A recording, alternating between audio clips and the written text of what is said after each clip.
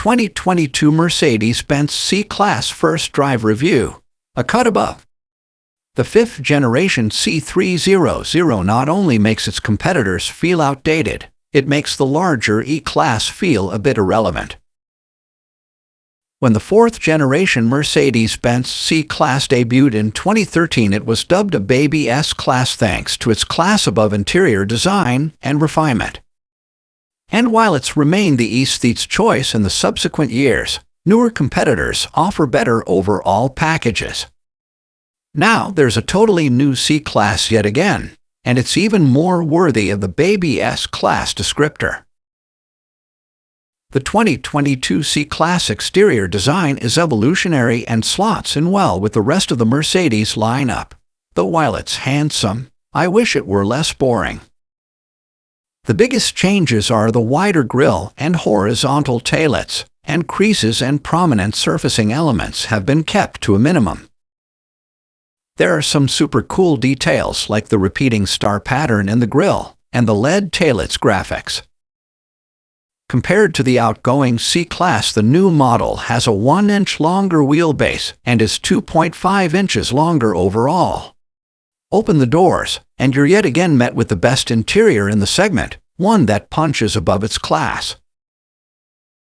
Every new C-Class has a 12.3-inch digital gauge cluster and an 11.9-inch central touch screen, the latter of which is nicely angled toward the driver.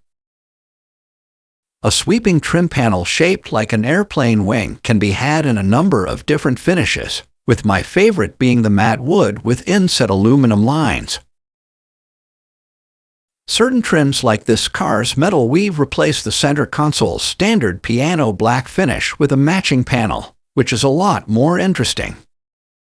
My favorite design elements are the new squircle air vents, which have a really nice tactile feel. Some of the C-Class lower panels are covered in cheaper plastics than before, like the bottom of the door cards and the base of the center console, but I don't mind. Those are parts that are frequently getting scratched and dirty anyway. This test car has a $1,620 leather seat upgrade, and even fancier quilted Nappa leather is available. The front seats are plenty supportive and comfortable, though I wish they offered a massage function. The rear seats are also roomier than before. The 2022 C300 uses a turbocharged 2.0-liter inline-4 like the outgoing model, but it's a totally new engine. The motor now has a 48-volt mild hybrid system and puts out 255 horsepower and 295 pound-feet of torque, an improvement of 22 lb. It's definitely smoother in operation than the old motor, especially in terms of the start-stop system, and the new engine has better mid-range response. There are plenty of cool turbo noises at low speeds, but otherwise the C300's engine sounds a little noisy and rough like most other 2.0 teraseconds on the market. The 9-speed automatic transmission is also an improvement, though it still searches through gears a little too much. The biggest issue with how the old C-Class drove was the ride quality, and the new car fixes that. Even with the MG line's stiffer suspension tune and 19-inch wheels wrapped in good Regal F1 tires, the 2022 C-Class has a smooth ride that soaks up road imperfections way better than before, without any of the old crashiness and shuddering. An air suspension is no longer an option, and adaptive dampers aren't on the menu either, but I don't find myself missing these features. The 2022 C-Class chassis is not just better than the outgoing cars, it's a cut above pretty much every competitor in terms of ride quality. My test car has the optional $2,000 all-wheel drive system, and there's virtually no understeer even when I push the C300 hard. The steering is sharper than before, and though it has a bit of an on-center dead zone, it provides a nice amount of feedback. The Alfa Romeo Giulia and Genesis G70 are still the driver's choices in this segment, but even this lowly C300 is a lot of fun on the tight mount in roads north of Ajay, California. Sadly, the C300 isn't available in the US with its new rear axle steering system that can turn the back wheels up to 2.5 degrees, but that'll be standard on the MG C43, which should be an absolute hoot with 400 tube. There's not much to say about the C-Class MBUX operating system that hasn't already been covered.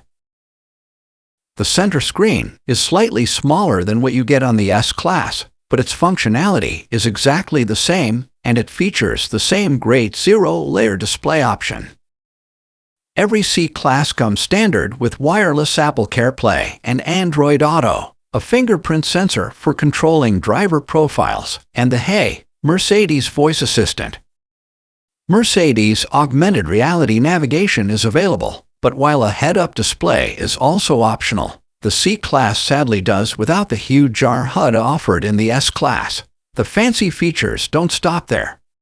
Optional goodies include a panoramic sunroof, a surround view camera system, active park assist, a wireless charger, additional USB-C ports, an integrated dashcam, a wireless phone charger, NFC device bearing, and a built-in toll reader. The C-Class is also available with basically every safety feature from the S-Class, like automated emergency braking, lane change assist, front and rear cross-traffic alert, active blind spot assist, lane keeping assist, and adaptive cruise control with route-based speed and stop and go capabilities up to 35 miles per hour. But far and away my favorite available feature is the Burmistro 3DS surround sound system, which has highly configurable personalization settings and sounds much better than any sound system offered by the C-Class competitors. The 2022 C-Class is already reaching dealer lots, and its starting price of $44600 includes features like keyless entry, push-button start, a single-pane sunroof, heated front seats, ambient interior lighting, a power trunk lid, LED lights, and some of the aforementioned safety systems.